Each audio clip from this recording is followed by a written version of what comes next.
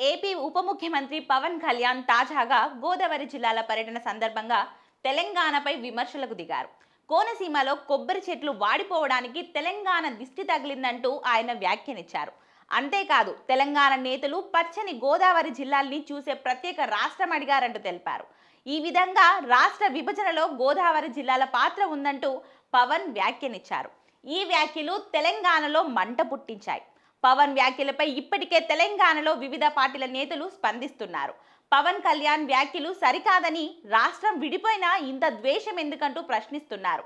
ఇదే క్రమంలో తెలంగాణ మంత్రి వాకిటి శ్రీహరి కూడా పవన్ వ్యాఖ్యలపై స్పందించారు. తెలంగాణపై పవన్ కళ్యాణ్ చేసిన వ్యాఖ్యలను వెనక్కి తీసుకోవాలని, లేదంటే భవిష్యత్తులో ఇక్కడ ఇబ్బందులు ఎదుర్కోవాల్సి ఉంటుందని హెచ్చరించారు.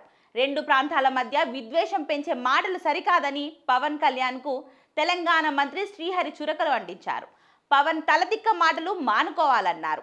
తెలంగాణలో వనరులు వాడుకొని ఈ స్థాయికి ఎదిగావంటూ పవన్పై వ్యాఖ్యలు చేశారు. పవన్ కళ్యాణ్ తెలంగాణపై ఇప్పటికైనా ఇలాంటి వ్యాఖ్యలు మానుకోవాలని సూచించారు.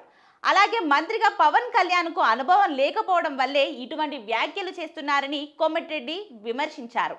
ఇక తెలంగాణ ప్రజల మనోభావాలను గాయపరిచేలా మాట్లాడిన పవన్ కళ్యాణ్ క్షమాపణ చెప్పాల్సిందేనని బీఆర్ఎస్తో సహా ఇతర పార్టీల నాయకులు కూడా డిమాండ్ చేస్తున్నారు. ఈ వివాదం తెలంగాణ, ఆంధ్రప్రదేశ్ మధ్య రాజకీయ సంబంధాలపై కూడా ప్రభావం చూపే అవకాశం ఉందని రాజకీయ విశ్లేషకులు భావిస్తున్నారు.